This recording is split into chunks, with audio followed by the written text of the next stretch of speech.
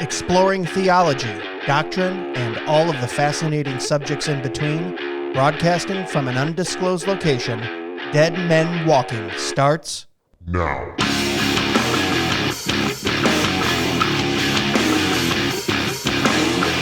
Well, hello, everyone. Welcome to another episode of Dead Men Walking. I'm your host, Greg Moore, here with the co-host, the one and only, Jason, not Josh.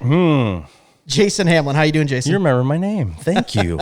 Appreciate that. Only known you 15 years. Yeah. And called you Josh twice in the last 2 weeks. It's been like 24, 25 years, man. We're old. Yeah, it starts going after a while.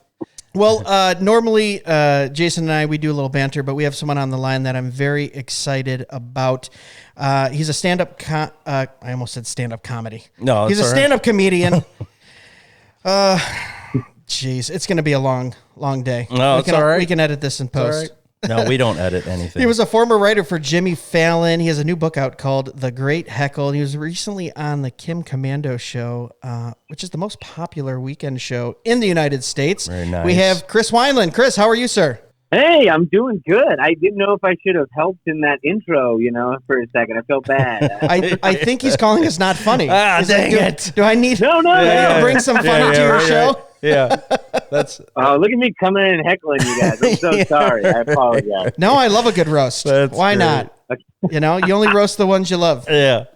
I agree. So Chris Wineland, stand-up comic, brother in the Lord, works clean, getting all kinds of views on Instagram and YouTube, real funny stuff. I came across your set on, I think it was the Mike Huckabee show. That was a little while ago. But if you type in your name, that thing has so many darn views. It comes right to the top. And I was a Huckabee fan when he ran for president.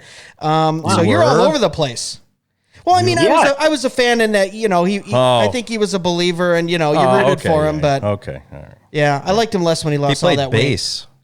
He plays bass. Well, he's a bass player. He looks like a bass player, He had that against him. He plays bass. Yeah, he's good. I'm joking. I'm sure he's an awesome guy. So Chris is calling in, and tell us a little bit about yourself. Tell the listeners, give us a little short bio and fill us in on who Chris Wineland is. Yeah, for sure. Well, first off, I am also calling from an undisclosed location. I enjoyed that in your intro. But yeah, no, I'm a stand-up comedian. I've been doing that for over 11 years now. I started in 2008, so whatever that is, 12 years. And I started off as a writer for Late Night with Jimmy Fallon, and then just kind of kept going. I actually got saved a year before stand-up, so I had always been a clean comic. And then, God had just opened up the doors for me to be with so many different comedians that I started to, when I was doing clubs and I would be with comics late at night, because you'd be with the feature or the headliner, or if I was headlining, I'd be with a feature or MC all weekend. And so I started to realize, man, I wish I had something to hand them about the gospel, because we would start off in all these conversations, and as much as I wish I could have stayed with them for a whole week, I couldn't. So then I just wrote this book called The Great Heckle, and that's what's currently out. That's my latest passion project. It's awesome. And that book is about sharing the gospel then through comedy, or kind of adventures of it? Yeah, a little bit of both. It's tribal mission work. So it's like in the same way that when Paul was up in Athens and he saw all these different gods, and he said, he saw one that said the unnamed God. He said, hey, I know the name of that God. And then he started talking about the one true God. And so in the same way, they call that tribal missionary work, where if you go into a tribe, you start to speak their language and explain the gospel to them that way. And, just kind of I guess you could say a really unfortunate thing that has been trending in, American Christianity is that we tend to just say hey, you got to kind of learn our vernacular in order to belong into what we're saying. So basically what I did is I took the gospel. I didn't grow up Christian. I got saved at 17 on my parents' treadmill. So I knew nothing about church.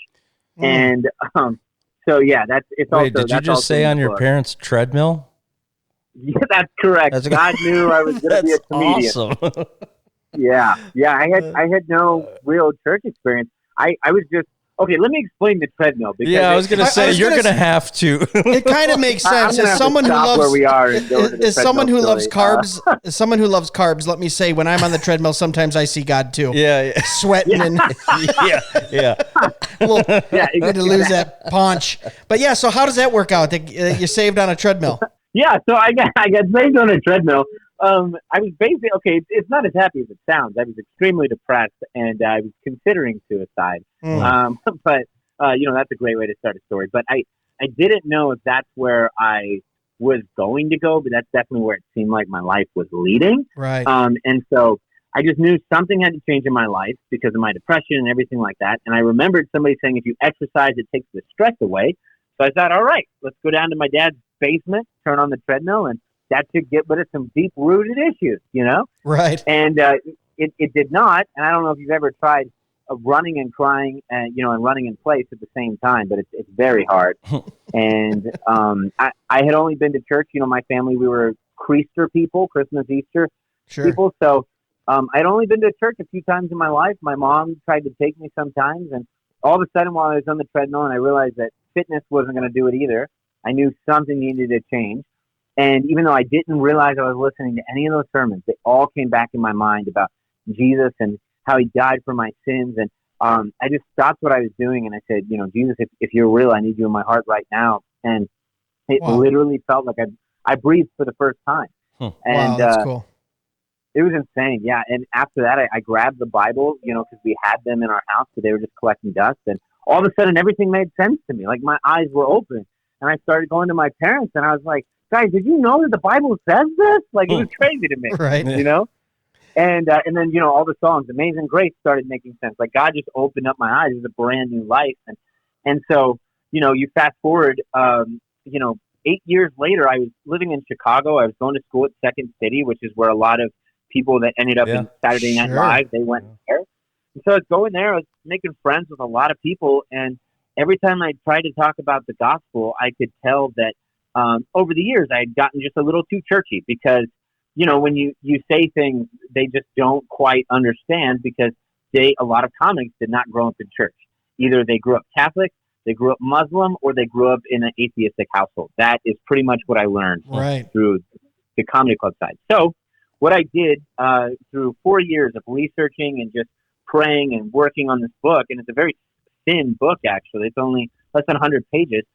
But basically, I took the mindset. I got rid of all the Christianese that I've learned over the years, and I took this book and I said, okay, what if Jesus was the greatest performer to ever live, and not in the sense of saying like because sometimes when we think of performers, we think that they're fake or whatever. Right. A true performer believes that they are here to influence the world with a strong message, and that they are that they believe in justice. They believe in impacting with truth and everything like that. So I take that presupposition, that mindset, and I say, let's imagine, if you will, that Jesus was the greatest performer to ever live. Let's imagine it for 2 seconds.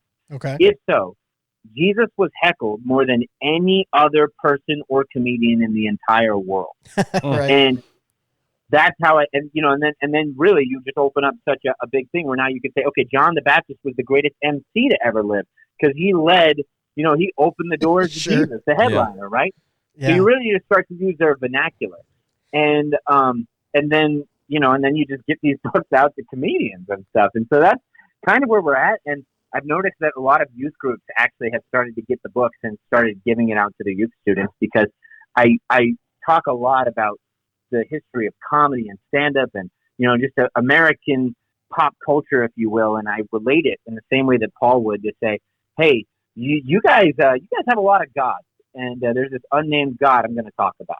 Wow. And so that's kind of what I did. Wow, that sounds interesting. Yeah. That's a really neat perspective on how to present the gospel. And I have to imagine that you not growing up in a Christian house versus getting saved later in life, it gives you probably a unique perspective on, your comedy and how to relate, right? Because I find sometimes church kids and kids who grew up in church that don't know any different, it's just totally foreign to them when they come to an unbeliever, when maybe they're in their young teens or young adulthood. I feel like you kind of had a unique perspective on that, having kind of seen both sides of it. And then also, coming through depression and battling that as well. Yeah. Well, and what's kind of crazy too is, you had mentioned that because I had that kind of background, when I do churches, and I'll do really big churches, I don't do Christianese jokes. Like, I save that for the really great comics like, Tim Hawkins and stuff. He does a lot of the Christianese as stuff. long as you don't say John Christ, we can't speak. Yeah. He's on the out still right now. Sorry, John. He came to my church. I hung out with him he was all right. Yeah, I worked with him before. He's his comedy, did you watch his stand-up? It's fantastic. Yeah. Sure. Yeah. He started off as a club comic, and you'll notice there are I love every comic that gets up on stage, but I will just say, comics that start off in the club are, and this is bold, usually funnier than the comics that just started in the churches. Oh, and sure. The reason I say that is because when you're in the clubs, you have to fight for a laugh. Yeah. When you're in the churches, you're given the laugh. Right. Yep. And so there were times after I started in the club, and so I had to fight for laughs, especially since I was clean. I worked one of my favorite clubs was in Cleveland, Ohio, and a really, really big club. They loved my stuff, but the one guy said, "Listen, I'm never going to let you work in the big room because you're too clean." And I was like, "What does that mean?" Yeah. So then I had to work in the smaller room, and he wouldn't let me unless I would, go blue. And I was like, "That's just not me. That's not what I'm going to do." Yeah. So you have to fight for laughs. And when you're at the church, when I started doing churches, I noticed that I could literally do anything I wanted. I could even take jokes from other comics if I wanted. Right. And people would fall off their chairs laughing. Yeah. And it really made me upset, to be honest. I was like, stop laughing. This isn't a good joke, guys. Yeah. It's not funny. So, yeah. Seinfeld talks about that a lot, where he says, he doesn't like the fact that he gets built-in jokes just because he's Seinfeld. He wants to earn that laugh. And if you watch his latest special on Netflix, just came out a week ago, you can tell. I mean, when he's taking a sip of water, the guy gets a 10-second applause break for doing nothing because, it's Seinfeld. Right. And he says it annoys the heck out of him because he wants it to be funny, and he wants to earn that laugh. And you're absolutely right. I'll tell you what, you go to a club, and when I go to comedy clubs, there's a whole section of people that are just sitting there kind of with their arms crossed, like, hey, all right, you said you're funny, let's hear it, and you got to earn that. Right. To where when you're in a church, I can see that you're kind of given some of those laughs. And I know if you're an artist like yourself who's trying to craft something and want to be proud of it, I would imagine you want to earn that as well. Yeah, that's really, really true. I would say this too. I think, and I'm not in your industry, but I have to imagine that going clean has to be so much harder. You listen to like the Gaffigans and the Brian Regans and the Jerry Seinfelds, and they're so brilliant. They're just on another level. And on top of that, for the most part, they run clean, and you're just like, how... It seems easy to go into an easy joke or use a certain word or a certain premise that automatically has some uncomfortableness in it that's going to get a laugh. To go clean like you do, I feel like it's an additional challenge. Do you feel that way, or do you just go, no, it's just writing jokes in general is hard? Yeah, I've had a lot of dirty comics that will tell me that they think that it's harder for me to do what I do than what they do. But and I've never done dirty, so I don't really know if it's harder or not. But I do feel like writing jokes is, it's difficult no matter what. I would think, especially even the dirtier ones that are really, really talented, they're really spending a long time crafting the joke and crafting the story and the way they tell it. So I feel like either way it's harder. But for me, I never grew up listening to dirty comedy. I didn't know it existed until my first comedy club at 18. I just, I don't know why, but my parents only listened to clean comedy. So that's what I grew up in. So when I did my first set, like, it was so easy to say, okay, this is, because that's all I thought existed. I didn't know. And then I I went to the first club and my eyes were very wide open, and I was like, "What is this stuff?" So you were doing all poopy jokes. Yeah. Poopy. Right. After that, I was like, "Oh boy, I got to go repent. I think I've got some jokes." Yeah. No. But, you know, my mindset always just went with relatability. Yeah. Because that's what I grew up with, like Seinfeld and Ellen DeGeneres and Louis Anderson. You know, how do we relate to things? And I thought, to this day, I still think it's funnier. But, you know, I've learned to kind of understand why comics would say, but, you know, when you study Richard Pryor, his life was dirty. He grew up, you know, I mean, his mom was a prostitute. So, and he lived in a drug house. So it's like, how do you expect him to do clean comedy? That's going to be hard. Right. Yeah. Yeah, his entire life was blue. Yeah. I get it really was. I get with the relatability. I'm going to slaughter your bit, but there was something like, Jason and I were just talking about it, and I said I related to it. My father, when I was younger, said, no, you don't want to play football. You don't want to play football. You know, the insurance. Yeah, and then I just realized the only reason was because we were poor and we didn't have health insurance. And you have something that's, what was the bit? We were just listening to it. Yeah, you know? That my mom really cared about me. She really cared. She's like, oh no, we were just, poor or whatever it is. Right. And those are funny when a group of people can get together and go, I relate to that. That's how I grew up. Or, I understand that. You don't necessarily have to go to the, lowest common denominator to get a laugh out of every that. time. Yeah.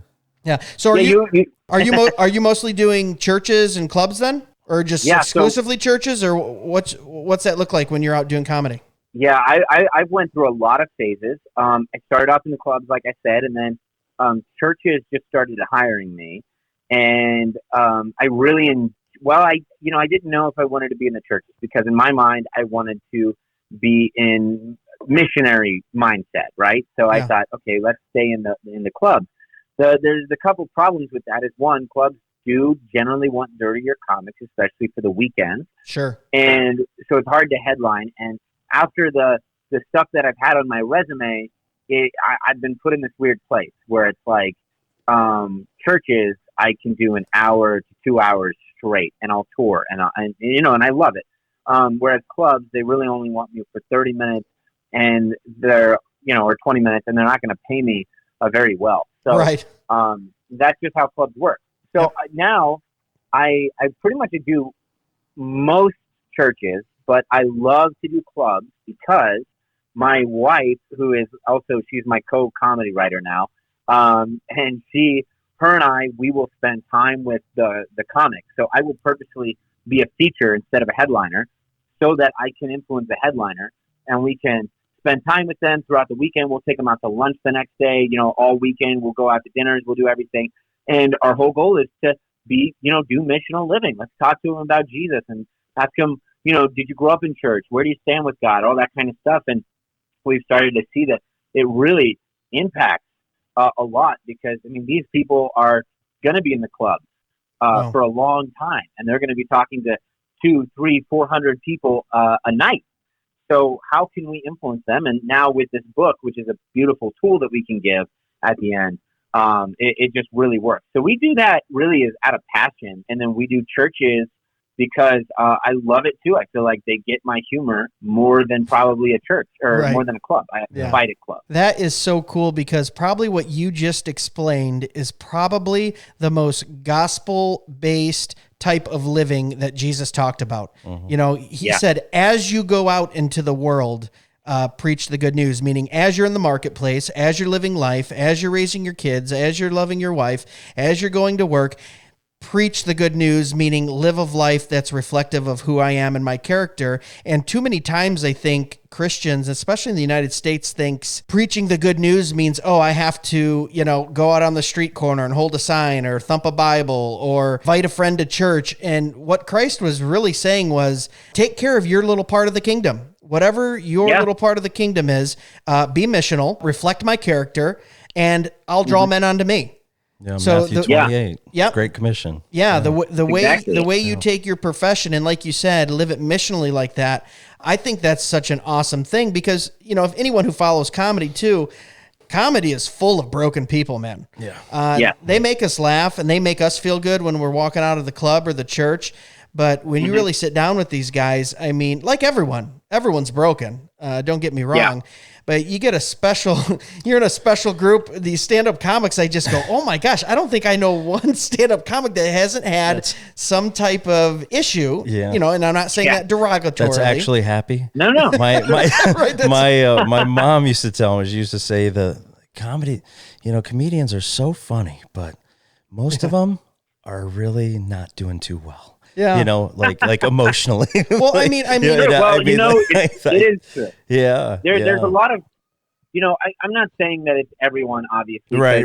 Jeff Dunham wrote a book, and it's a boring book because he even says in the beginning, he's like, my life was fantastic. It's like, okay, thanks so much. Appreciate it. Not worth the read, Yeah.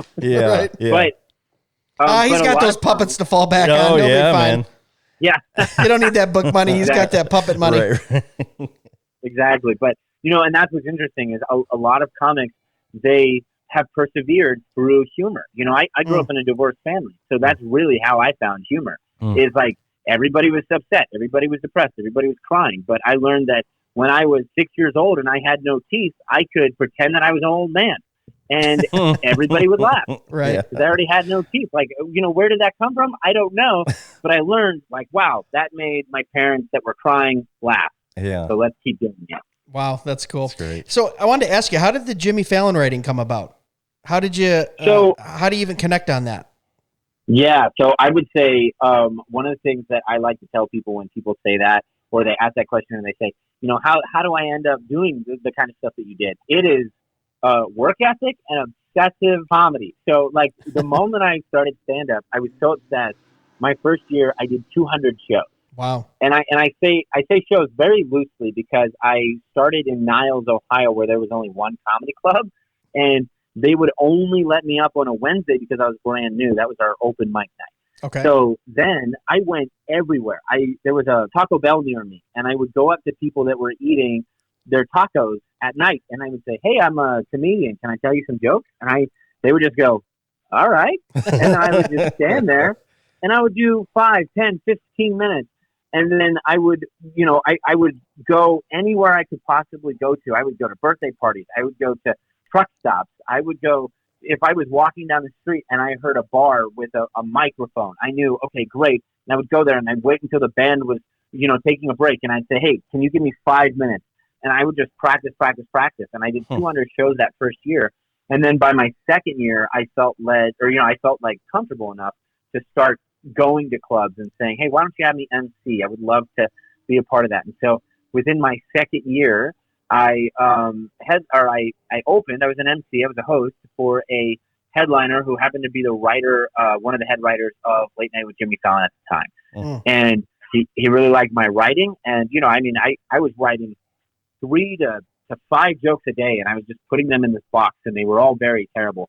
I just resurfaced them the other day. I was like, oh boy, I need to burn all of these notebooks. But, I have like hundreds of notebooks, and it was just me practicing. And so by the time that I got there, he said, hey, you're a good writer. Would you like to write for Late Night with Jimmy Fallon? I said, as somebody who's been obsessed with late night, I was like, yeah.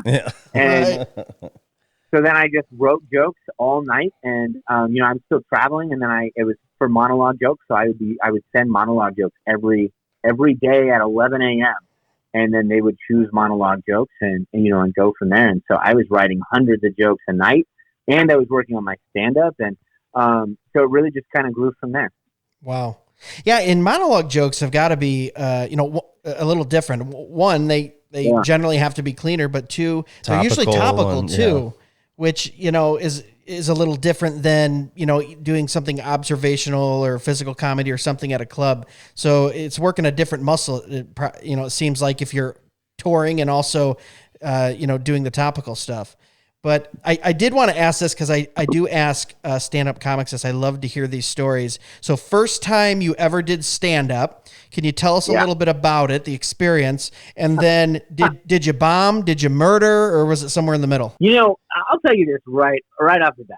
Anybody that tells you that their very first open mic night was incredible, they are delusional human beings. Because there is no way that the first time you take the stage that you're fantastic. It just doesn't happen. Yeah.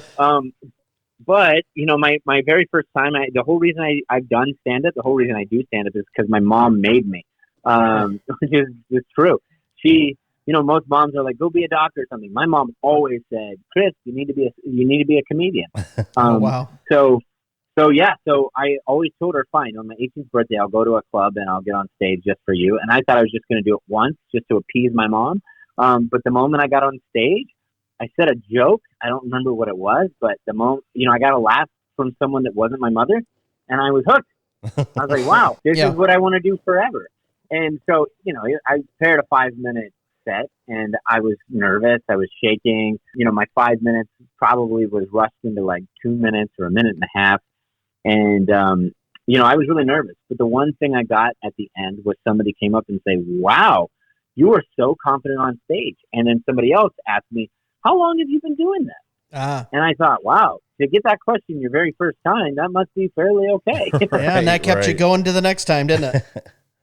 It did. And I mean, I'll just tell you, I got the bug so much that night I couldn't sleep. I still can remember like the adrenaline rushing. It is very similar to when people jump off of planes. I mean, I would assume I'm never going to do that, but people have told me, I know comics that do stand up and they jump out of planes, and they say, man, I'm telling you, it's the same feeling. So it's like, great, then I'll just stay on the ground. Yeah. Oh no, Jason and I talk about this because in a former life, Jason was a internationally touring musician. I was assigned to a label for a little bit. I was in the early Backstreet 20s. Boys. He was in the Backstreet. No, I'm joking. And I'm an elected official in my community and speak in front of thousands of people at a time and have absolutely no qualms about that. He doesn't have any qualms about being in front of people, and it's funny though because we both said there is a certain type of adrenaline that goes with that. Yeah. Especially if you're like an extrovert or a sanguine type personality like myself where you enjoy being around people, you get in front of some people and you feed off of that. You feed off of it. And it's kind of addicting. Yeah. It really is. It was the hardest part for me when exiting my band was I really, we opened, I think, for Kid Rock once, and there was, it was so early. It was the opener at the time. So there's only 8,000 people of the 20 that were coming. You were on a side stage. You know what I mean? And we were in the parking lot, honestly. But even there was some adrenaline there. People watching you, listening to you, enjoying your music. And Jason knows all about that too. So I totally get, that adrenaline rush. I just look at it and go, man, I don't know how you guys do it. I don't know if I could sit there and write and with think just up funny things all the time. Yeah, with just a microphone. I couldn't imagine just getting on the stage with a micro. I was a guitar player, Chris. So, I always had my guitar to just play little medleys and whatever. But, if somebody just put a microphone in front of me and was like, go up there and say something real quick. I mean, even when Greg, will walk in the other room to get a pen real quick and he's like, just keep it going. I'm like, but,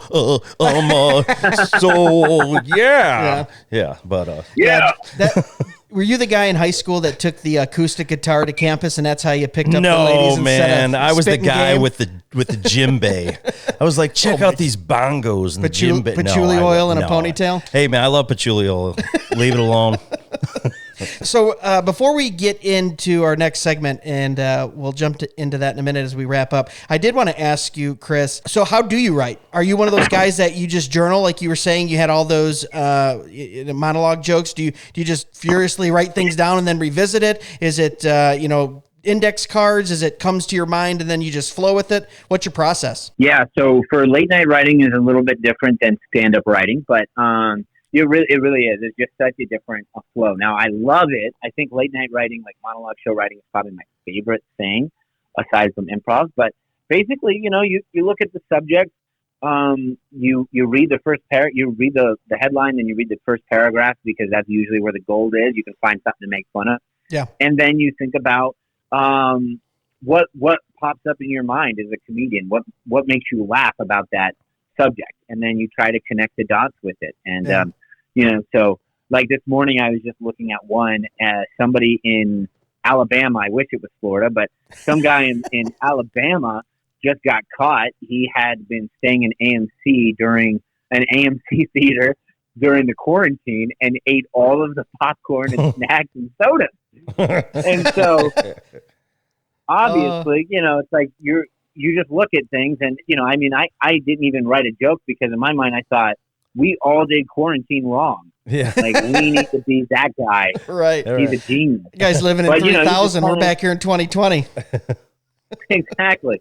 Yeah. I mean, I love that he did that. It's like, he's arrested now, so it's not good.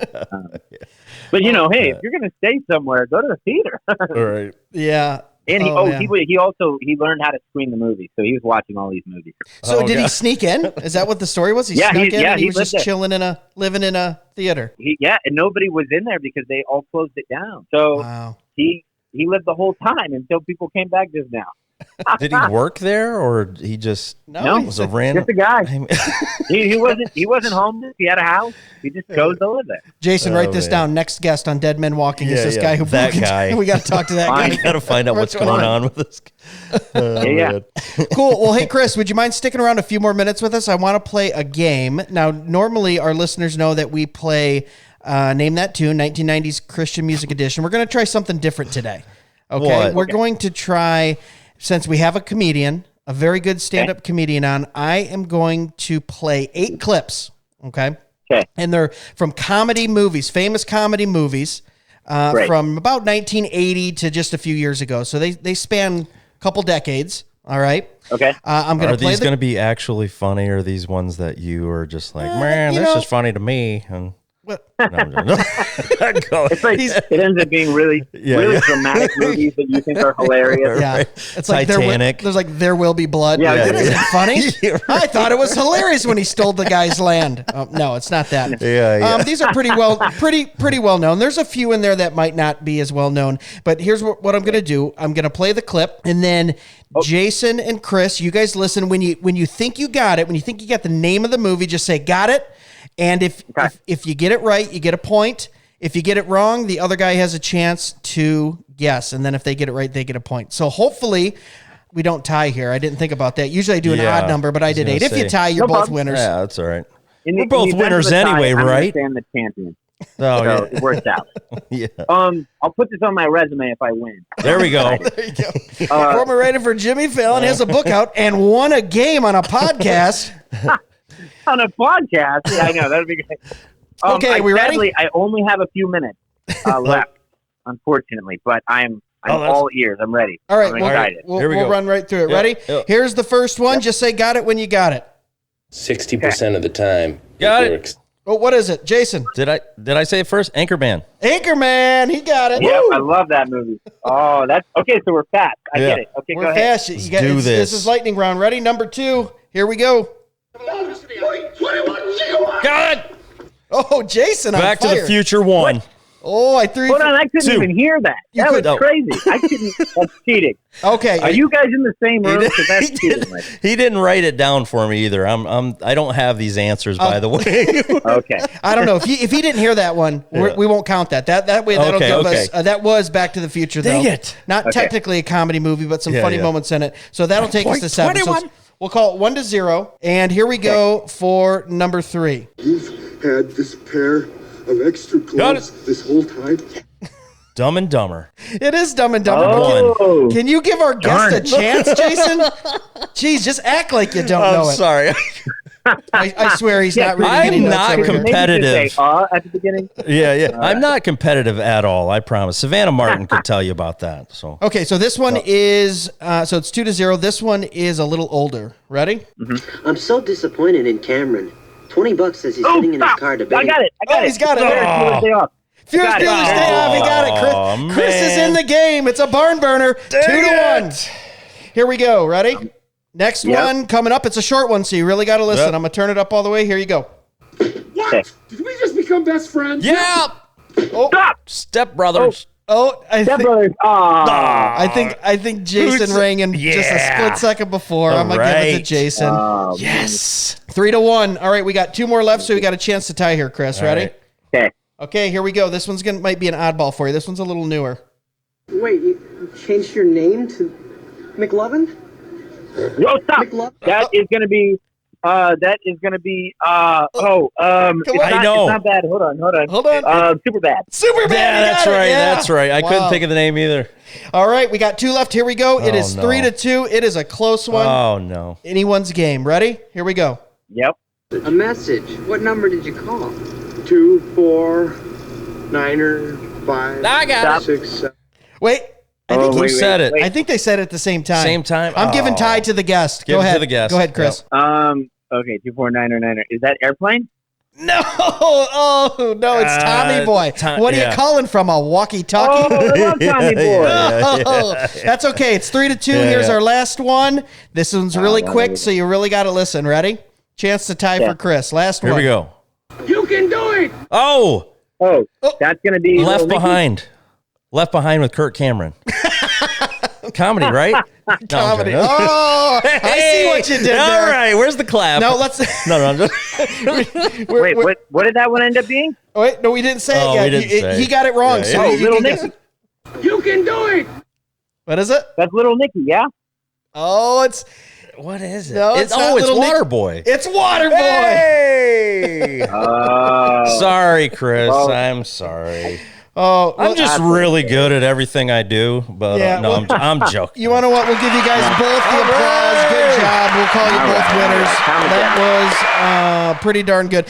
So, hey, Chris, thanks so much for being here. Hey, for our listeners, can you give a shout out one more time where they can find you on Instagram or websites and the new book? in the new book? Absolutely, yeah. Just go onto my Instagram or any of the social media pages at Chris Wineland's Comedy.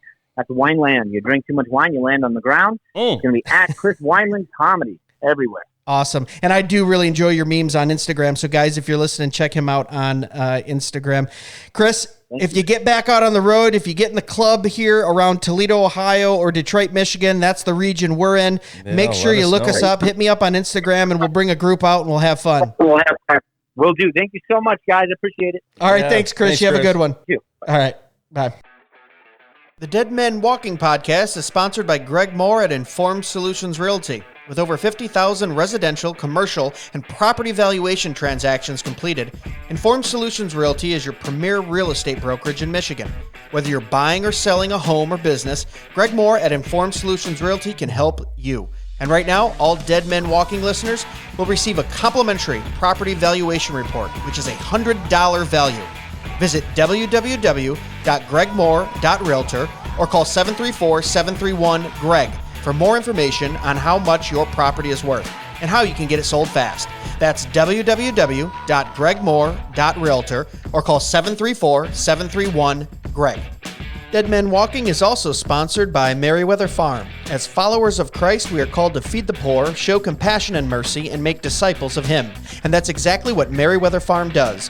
Through farm and food ministries, Merriweather Farm is dedicated to serving the underprivileged and those in need in their community, showing the love of Christ and making Christ known.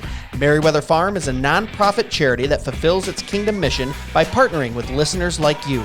For more information on how you can get involved or donate, visit www.mwfarmministries.org. That's www.mwfarmministries.org. We are also brought to you by Threads Baby Boutique. Hand sewn and made right here in the USA, Threads Baby Boutique Etsy shop is a must visit. With unique clothes and accessories for infants, toddlers, and young children, you're sure to find the perfect ensemble at the Threads Baby Boutique. Children are a blessing from the Lord. Why not bless them with this perfect gift and see what thousands of satisfied customers are talking about?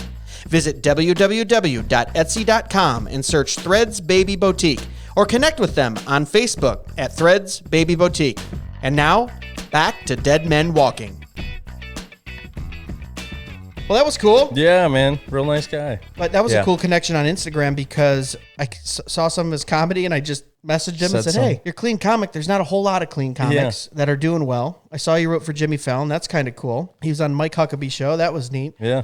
And he said, yeah, I'll be on the podcast. Let's talk about it. That's great. But I did think it was very cool how he said he's like, he'll take the other comics out Yeah. and then like talk to him and witness to him. Right. And then give him his book. Yeah. That's kind of a cool That's in as really a awesome. comic, kind of very missional. Yeah, man. I mean, it reminds me of whenever we were on the road, we were trying to be more inclusive than exclusive. Yeah. You know, and bring the gospel in our tunes, you know, and just the way, you know, we were living, and then you know, it turned into something completely different. So I really will be praying for him for sure out there on the road, because it can be hard on the road. I mean, but it's awesome. Yeah, yeah, I know exactly what the road is like. But it's awesome that his wife is with him.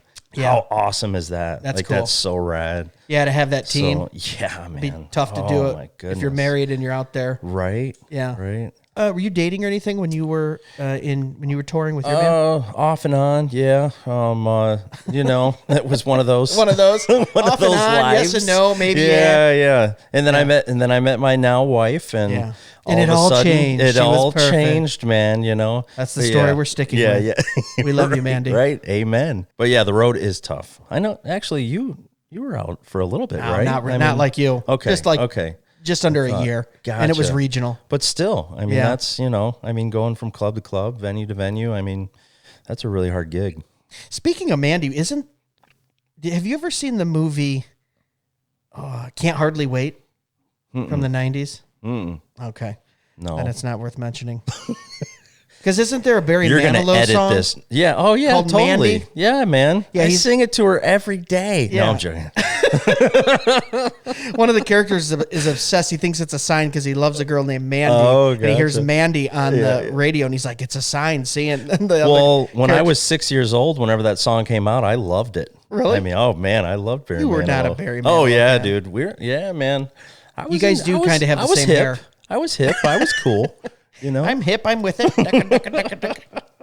I do that to my kids all the time. The Dr. Evil. I'm hip. Oh, I'm with yeah, it. yeah, Give your dad a hug, and they don't know what I'm talking about. Yeah, exactly. Because we're old. Because we're old. That's the way it works. I love getting into, and I'm sure you're the same way. I just fully embrace the whole classic dad culture. Oh, I'm into the dad jokes. Right. I'm going to embarrass the crap out of my kids. Within reason. Yeah. But they're still young enough now to where they still think I'm kind of funny. My oldest, who'll be 11 this year, is kind of getting to the point where like, Dad. Right, you know? right. Yeah. But the two younger ones are like knee slapping. Oh, it's great, Dad. I'm like, 5 more years. They're your biggest fan, man. They're my biggest fans. I mean, man, that's the same at home with me. Yeah. I love it. Yeah. At least I got my comedy career going on at home right now. You know. Right. Yeah. I actually always wanted to be a comic. I really did growing up, man. But I wrote some jokes, and I think I referred to them before on this podcast. Like I could never use them now at all. But again, it is very hard. Yeah. I mean, to some degree, I'm sure, to be a clean comic. Yeah. You know, if that's not your life, you know. Yeah. I mean, like I don't know, being a believer, and having a different worldview. I'm sure I could write some much better comedy, but back then it was much easier to use. Can you remember any of your jokes? I could never say them, and you would never say them. Maybe. No, I won't even say them off the podcast. I'm a different man now. I've been clean from the inside out, my friend. And this is what's gonna happen. And then you just do your stand up as a fire and brimstone preacher. Yeah. You want to know what I've always wanted to do, and I suggested it to some friends, is do a roast. We actually did one for a fundraiser up in Monroe. Who was it? We based it was for just a friend. I didn't know if it was a local official or the local officials were the ones being roasted, and that roasted. Okay, and I can't remember what organization it was. It was one of the most successful. Really? Yeah, and here's the funny thing: there was 3 being roasted, 6 people doing the roasting. Not a one of them with comedic timing or halfway funny jokes. Yeah. The one guy that had decent jokes, I wrote 90% of them for him. Oh, really? And he was like, where did you... And here's the thing. I sit down. I can't write an observational joke to save my life. But like, if you need me to put someone down... Yeah. So I'm a little wary because it's like, why can I easily be so mean and funny at the same time? Whether it's on someone's appearance or their, and I love it too. And so I suggested to some Christian brothers and sisters that we should have a roast. And it never really got off the ground. But I think it would be the coolest thing. It would. Like, don't get super mean. Keep it semi-clean, It's too obviously. hard to not be, though. I mean, be mean, but don't be dirty. Yeah. But I mentioned it to my wife, and she goes, Greg, not everyone has thick skin like you. Like, I would love if you put me in a chair and you just make fun of me for an hour. I go, oh, that's hilarious. I do that. Yeah. But most people aren't like that. It would be like the Office. Do you remember that one when Michael? Boom, roasted. Yeah. Your teeth called, your breath stinks. Boom, roasted. Yeah. Stanley, you have a terrible heart or something. Yeah, you're going to have a heart attack. Boom, roasted. Yeah, so I don't think it would work too well for with my friends. I think the few friends I do have that can put up with me, I'd probably lose the rest of them. I have video of the roast that I did for my buddy's 30th birthday, I think it was. But yeah, that's again not something that I can share on this podcast for our brothers and sisters. Was that BC? Yeah, Christ? That was before Christ. That was definitely BC. Yeah. I was going through some stuff back then, right. And yeah. So did he do a full-on roast, or was it? It was. Yeah. We had like 10 friends just get up there and just. What was the reason for it? It was his birthday. You said for his birthday. Sorry. Yes. Yeah. My awesome listening skills. That was a good time. Sorry, DJ, about those days. I don't know.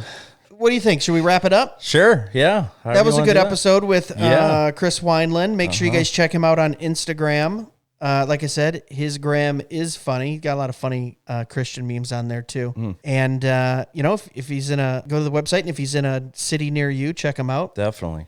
And hopefully he'll reach out to me if he ever gets down here or around here. We should take a couple guys out and support him. I'm in. Always try to support those comics that are out there grinding. Yeah. Because they're not making that Ford money. Yeah, that Ford money. That realtor money. Yeah. They're out there grinding it out. But he seemed like a good guy. Right. Oh, yeah, man. Well, Jason, thanks for sitting in once again. Yes, sir. Do I have to thank you every episode now? Yeah, you do. Or are you officially co-host absolutely do, sir. No, I'm joking. No, this is fun. I'm loving it. Yeah, I can just go as long as nobody's writing in going, oh my gosh, get Jason or Josh or whatever his name. No, they love you. No, they really do. All right, guys. Well, thanks for listening. As always, make sure you are checking us out on Facebook, YouTube, and Instagram. If you're listening through Apple or Spotify, Pandora, any of those places, make sure you leave us a like and share a 5-star. Share it with your friends. Yes. That's how we grow, so we can keep bringing you great content. Thanks, guys.